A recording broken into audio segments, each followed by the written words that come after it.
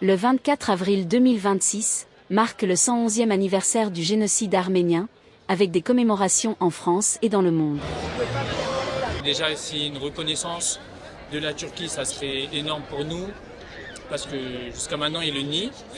Alors que, par exemple, il y a des pays comme l'Allemagne qui étaient avec la Turquie, qui ont reconnu justement le génocide arménien.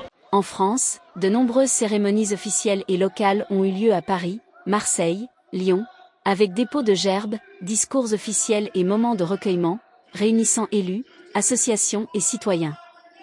Je trouve que les Arméniens ont beaucoup de rage. Ça se sent dans les commémorations, ça crie et tout. Ça va pas à demi-mesure alors que c'est assez familial. Cette journée rappelle le début du génocide en 1915, qui a causé environ 1,5 million de morts. Qu'est-ce que vous avez pensé de la commémoration et qu'est-ce que vous pensez est-ce que vous pensez qu'un jour le génocide arménien sera reconnu?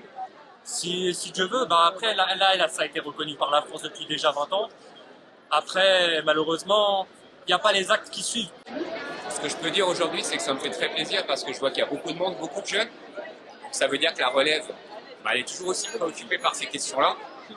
Ce qui peut nous laisser un avenir un peu plus radieux que ce qu'on a connu, parce que s'ils sont encore là, ils vont pousser et ils vont pouvoir faire reconnaître une fois de plus par la Turquie, parce que c'est encore ça qui nous manque beaucoup, parce que la France l'a reconnu, l'Union européenne, les États-Unis l'ont reconnu, mais la Turquie, c'est toujours pas le cas. Ce qu'on veut, c'est que la Turquie reconnaisse. Ce que nous demandons aujourd'hui, ce que nous exigeons, ce n'est pas seulement la mémoire, c'est la justice.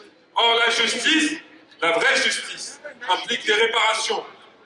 D'abord des réparations morales, puis des réparations financières, mais aussi des réparations territoriales. Parce que reconnaître sans agir, c'est accepter que l'histoire se répète.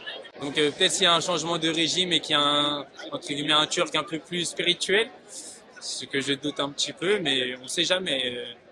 Dans la vie, il faut croire et l'espoir fait vivre. Vive la France, vive l'Arménie, vive la jeunesse arménienne!